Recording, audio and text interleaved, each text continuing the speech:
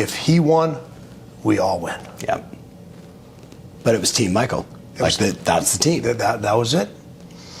That was it. Okay, I want to go a totally different direction.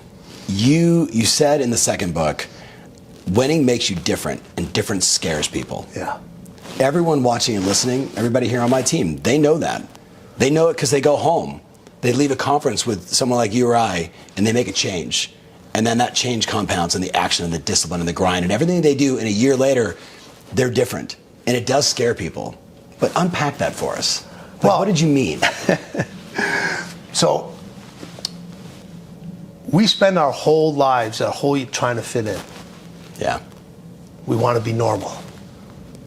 We want to be part of this group. We want to be part of here. But the people we idolize the most are the ones that stand out. Right. And they're all different. Mm-hmm. They're all flawed. They're all unique. Yeah. There's something about them that everybody looks at that individual and says, there's something different about that individual. Yeah. But instead of trying to find out what's different about it, you run from it.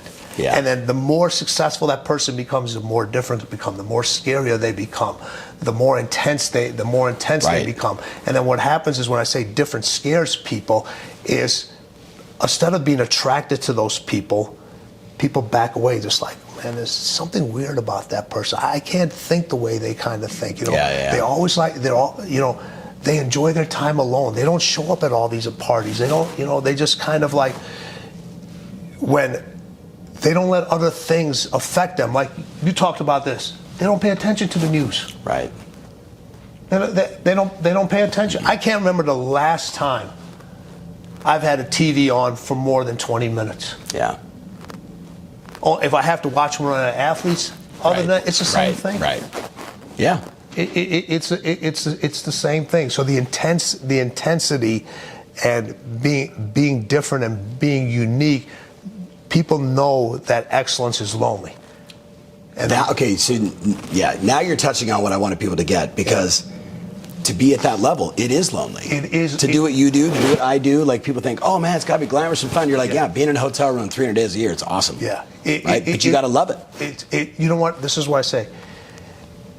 I don't love 100% of what I do, but I crave the end result so much that the work is irrelevant. Right. I know I have to do the work.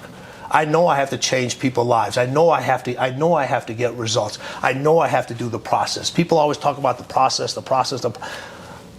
You have to do the process. Right. Okay? The end result is not guaranteed.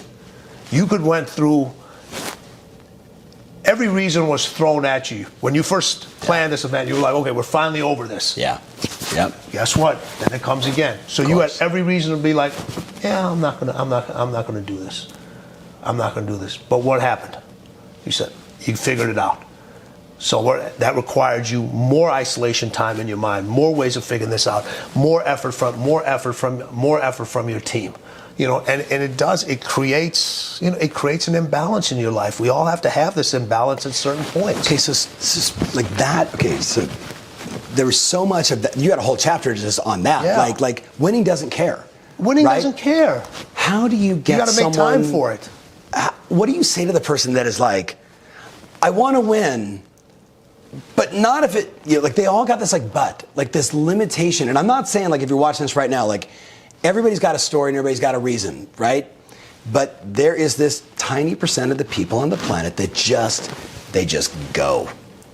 How do you accept that? Because they have, if they're watching this right now, they got it in them. Yeah. I'm just trying to tap into it, getting them to accept it. What do you say to them? Well, this is exactly. So here's the thing. I can't put anything inside of you. No. Greatness is already inside of you. It's Confidence is already inside of you. Everything you need is already inside of you. Yeah. People always say, and I think you had brought this up in the talk today too. You said greatness is inside all of us, and it is. Yeah. But for most individuals, that's where it's going to stay. Yeah. Yeah. You know why? Because here's the thing. Most people are afraid of success. They're not afraid of failure.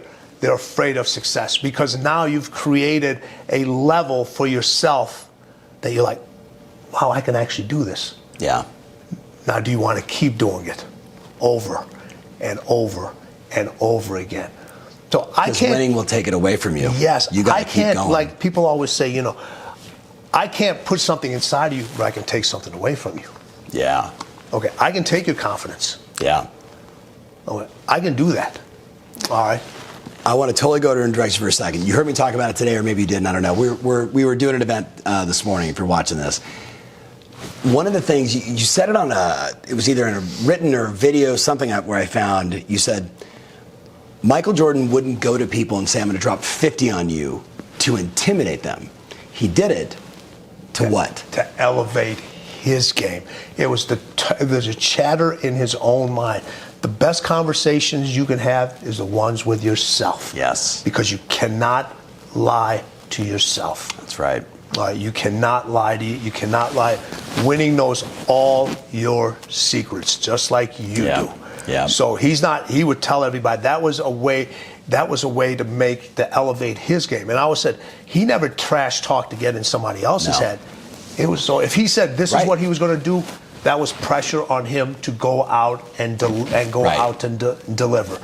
Every event you do, every talk that I do, we want to leave aha moment. People like, oh, right, right. He's talking to me. Yes, and it's what you said. Take 5 things. Yeah. What'd you say? Yeah, just 5. Just 5. Yep. You're gonna hear 100. Right. But make 5 your obsession. Right. Take 5, and everybody they try to take too much. Just like society now, we have too many options. Yeah. And people makes people stupid. It makes people listen. Stupid, just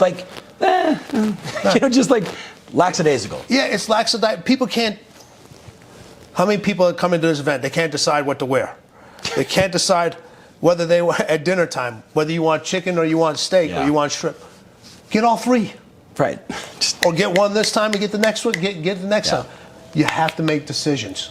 You have to make decisions, and a lot of those decisions you talk yourself into and you talk yourself out of. If you're going to say I'm going to drop 50, go out and drop 50. Right. All right. And if you don't drop 50, it's on you. Yeah. You don't win the game, it's on you. I tell this story on this other part with Michael about the pressure. When we first started training, Sports Center has a top 10 place. Yeah. All that, and every time he played, he was on one of those plays.